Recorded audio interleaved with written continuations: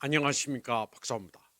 블라디미르 푸틴 러시아 대통령은 모스크바에서 열린 세계 원자력 포럼에서 러시아의 핵기술 우위와 미래 계획을 강조했습니다.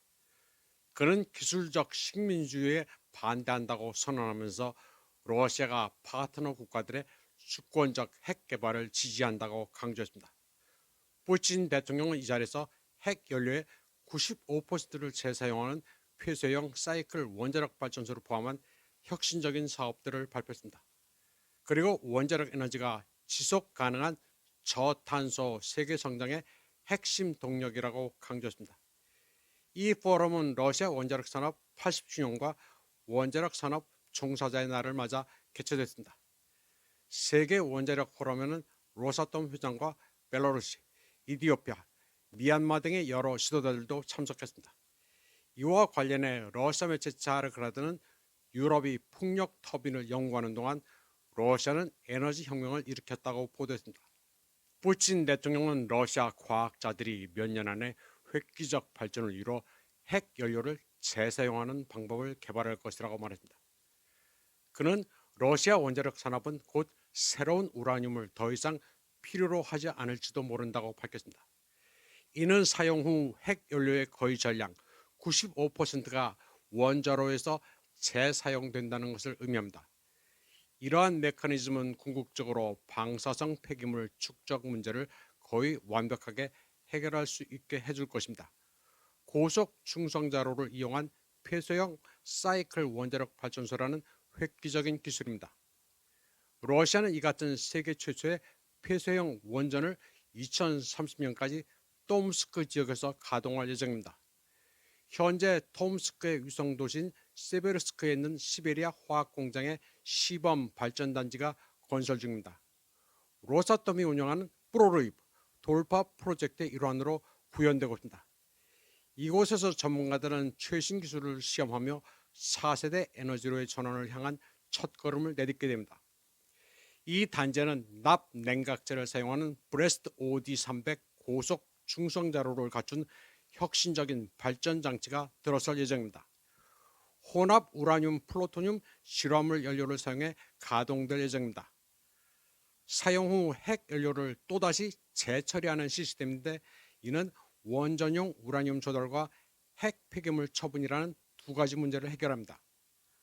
블라디미르 푸틴 대통령은 세계가 현재 세계적인 에너지 위기에 직면해 있다고 지적했습니다. 과학자들에 따르면 우라늄 매장량은 약 800만 톤인데 가장 낙관적인 예측에 따르면 2090년에 고갈될 것으로 예상됩니다. 그러나 폐쇄형 핵 연료주기 기술을 가동하면 새롭게 우라늄을 조달할 필요가 없기 때문에 우라늄 고갈을 그리 걱정하지 않아도 됩니다. 블라디미르 푸틴 대통령은 러시아가 원자력 발전의 모든 기술 서플라이 체인을 완벽하게 장악하고 있다고 말했습니다. 친환경이다 모드에서 서방이 헛짓거리를 하는 사이 러시아는 미래를 향해 이미 멀리 나아가고 있습니다. 세계 원자력 포럼에 앞서 블라디미르 푸틴 대통령이 외국 대표단과 담소를 나누는 모습입니다. 서로 박장대소를 하고 깔깔거리고 있습니다. 푸틴 대통령은 갈수록 신수가 훤해지고 있습니다. 아주 여유 있는 표정이 인상적입니다. 러시아의 국군도 융성하고 있음을 보여주고 있습니다. 다음 소식입니다. 이미 한번 전해드린 것처럼 중국은 폴란드에 중국 유럽 철로 봉쇄를 무력화시켰습니다. 그리고 유럽까지 18일 걸리는 북극 항로 운항을 개시했습니다. 18일 걸리는 북극 항로를 가동해 수에즈 운하를 대체 물류혁명을 일으키고 있습니다. 중국은 북극 항로와 중국 유럽 철로, 해상 실크로드로 지정학적 위험을 돌파하고 있습니다. 여기에다 중국은 러시아와 손잡고 잠수함 함대 연합 순찰 훈련을 시작했다고 미국의 디펜스 뉴스가 보도했습니다. 러시아와 중국은 블라디보스톡에서 킬러급 잠수함을 동원해 3,220km를 순항했습니다. 잠재적으로 북극, 남해, 동해 해상 물류를 지키기 위해서입니다. 9월 22일 중국 저장성 닝포 시정부는 컨테이너선 이스탄불 브리지오를 조우선 항에서 영국 펠릭스토우 항으로 출항시켰습니다. 컨테이너선은 베링해와 북극해를 거칩니다. 수에즈 운하를 통과하는 것보다 22일이 단축됩니다. 독일의 도이체벨레는 북극 항로는 중국이 수출 물류 통로를 강화함으로써 어떠한 지정학적 위험도 돌파할 수 있음을 과시했다고 전했습니다. 독일도 중국이 절실합니다. 중국이 자동차 부품을 공급해주지 않으면 빈사지경인 산업이 완전히 죽기 때문입니다. 폴란드는 벨라루시 국경을 폐쇄하는 동안 자기 발등을 찍었습니다. 약 15,000명이 일시적 실업 상태에 빠졌습니다. 뿐만 아니라 발틱 3국 사람들도 큰 손해를 봤습니다. 발틱 3국 사람들은 늘 벨라루스로 넘어가서 저렴한 생필품을 사는 게 일상이기 때문입니다. 다음 소식입니다. 중국은 농산물 수입을 무기로 미국을 박살내고 있습니다. 미국의 대두농은 피눈물을 흘리고 있습니다.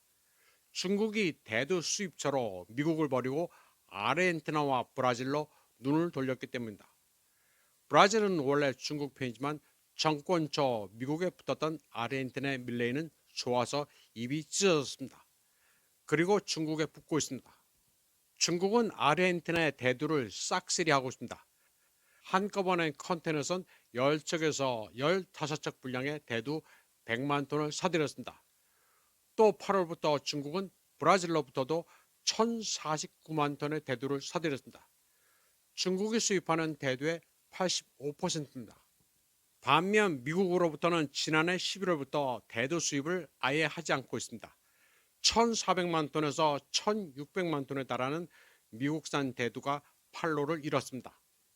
미국은 미칠 지경입니다. 대두 농사가 풍작인데 팔 곳이 없어 가격이 40%나 급락했습니다. 미국 아칸소주와 테네시주 등은 종말이 다가왔다고 비명을 지르고 있습니다.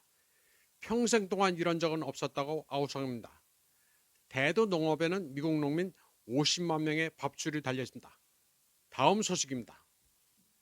전 주중 미국 대사 니콜라스 번스는 9.3 베이징 열병식 등을 관찰한 결과 미국의 중국의 군사력을 오판했다고 토로했습니다. 중국의 과학, 군사, 경제 실력은 미국이 생각했던 것보다 훨씬 강하다면서 그동안 중국을 너무 과소평가했다고 말했습니다. 미국조차도 중국을 두려워하고 있습니다. 이번 방송은 여기까지 하겠습니다. 시청해주신 여러분 감사합니다.